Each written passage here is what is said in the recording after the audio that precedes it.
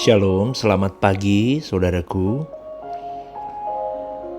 Kalau kita mau jujur ya saudaraku, berapa banyak yang berani mengaku di hadapan Tuhan, aku bahagia dengan hidupku hari ini. Saya kira tidak banyak saudaraku. Berapa banyak orang yang berani berkata di hadapan Tuhan, aku bahagia dengan seluruh hidupku, dengan pernikahanku, dengan orang tuaku, dengan pasanganku, dengan pekerjaanku, dengan pelayananku, dengan ekonomiku, apapun. Saya kira tidak banyak, saudaraku. Tetapi apapun keadaan kita, siapapun dan bagaimanapun pasangan hidup kita, keadaan ekonomi kita, pekerjaan kita, atau apapun itu, jangan mengganggu kita, saudaraku. Ya, jangan mengganggu kita. Jadi banyak orang yang tidak bahagia karena tidak sesuai dengan ekspektasinya. Dia berpikir dengan menikah dengan si A, si B, dengan aku bekerja ini dan itu, aku memiliki kesenangan yang sejujurnya itu mencuri perasaan Tuhan. Artinya begini, engkau mengharapkan kesenangan lain di luar Tuhan. Materi itu tidak bisa membunuh kita, saudaraku. Tetapi materi itu bisa menguasai kita. Dan sampai di satu titik kita bisa terbunuh karena materi itu.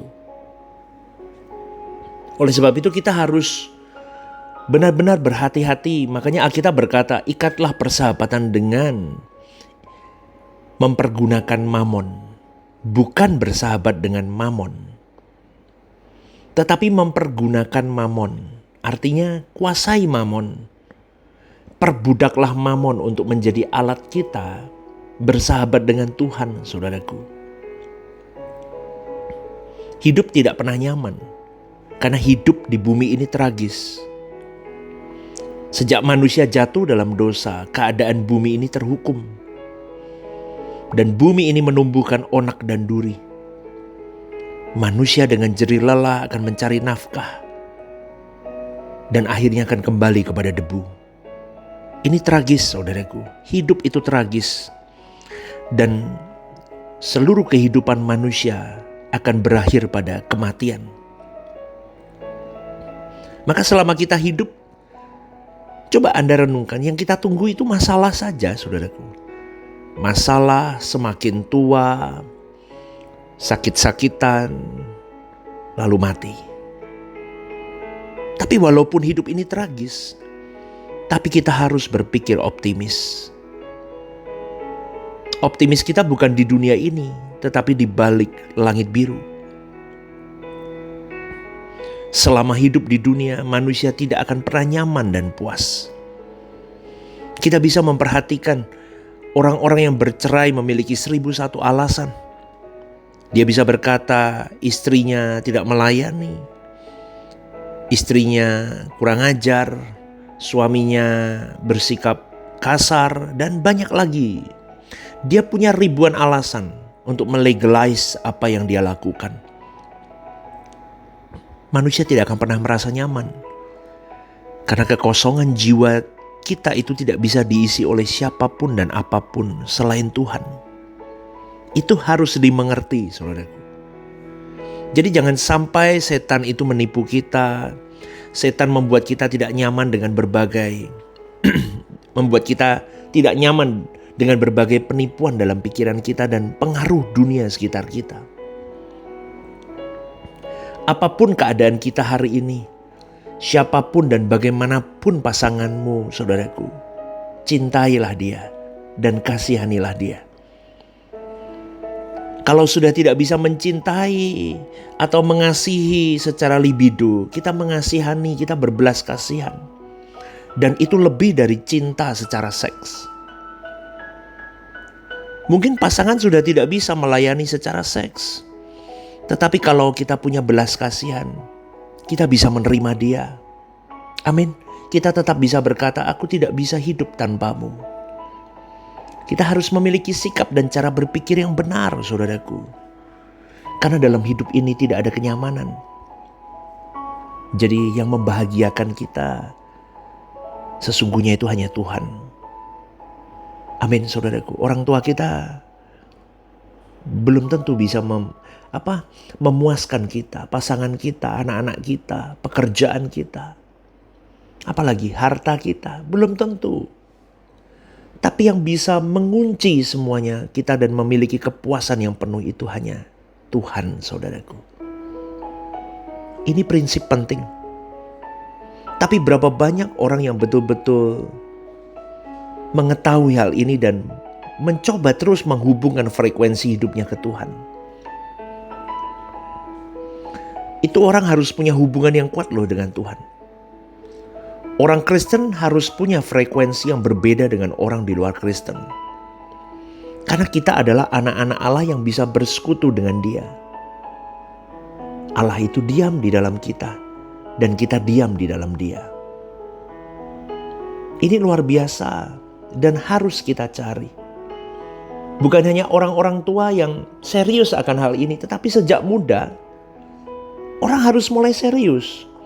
Kalau tidak, saudaraku, dunia itu akan menggilas kita, akan menghabisi anak-anak muda. Dunia dengan teknologinya akan mencengkram dan membuat manusia itu terhilang selamanya. Kita persoalkan sekarang, apa Tuhan nyaman di dalam kita atau tidak? Coba renungkan ini, saya ulang sekali lagi, saudaraku. Coba renungkan, apakah Tuhan nyaman di dalam kita? Waktu kita dilukai orang, kita berkata, ya udahlah, gak apa-apa. Mungkin dia tidak tahu apa yang dia perbuat. Ini gak mudah, saudaraku. Saya masih jatuh bangun kadang sering kali. Dan saya setiap kali saya diingatkan Roh Kudus, saya menangis di kamar doa. Saya kok meleset ya. Manusia lama saya, monster saya masih ada ternyata. Maka saya terus berjuang dan saya bisa berkata, apakah Tuhan nyaman dengan hidupku? Kita mau yuk begitu, saudaraku, supaya kita terus mengintrospeksi diri. Kalau udah jatuh, bangkit, ayo bangun, segera bangun, saudaraku. Ya, kebencian dalam pikiran harus ditinggalkan. Mulut kasar kita, mulut keras kita, mulut sombong kita. Betul, saudaraku. Kita mau membuat Roh Kudus nyaman di dalam diri kita. Maka jaga perkataan, jaga pikiran. Karena Tuhan mau bersama dengan kita.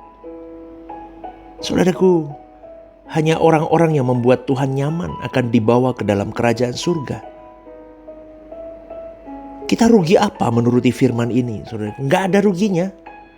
Bahkan ekstrimnya, seandainya Tuhan tidak ada, surga tidak ada, kita menjadi orang baik. Terus apa ruginya kalau kita jadi orang baik, saudaraku?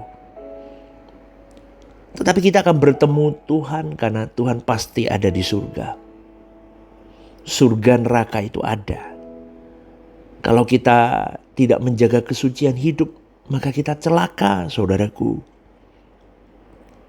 Kita harus serius sejak hidup di dunia ini dengan takut akan Allah secara patut. Kita menjaga perasaan Tuhan.